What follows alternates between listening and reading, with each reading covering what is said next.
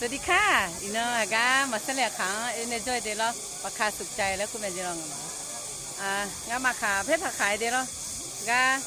มีละชื่อเลยแหละในจอยเดประคาสุขใจไปแล้วเจ้อาชอบขาแต่ยังหาแล้วเนี่ยนี่นะงามาขาดีเกินเนี่ยก็ละจ้าจุมาเลยมายิงอ่ะสิเด้เนี่ยอีจุ่มสิมาจริงอ่ะสิก็จะเป็นเจ้าเจ้นี่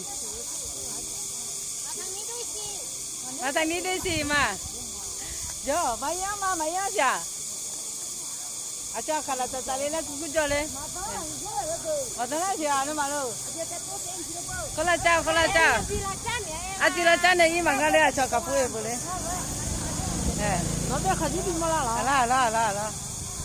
งั้นมาสั่งเรียกข้าจ้อยเลยน้องๆนี่ชื่อเลยอินเจอยงั้นมาเพชรขายดีแล้ว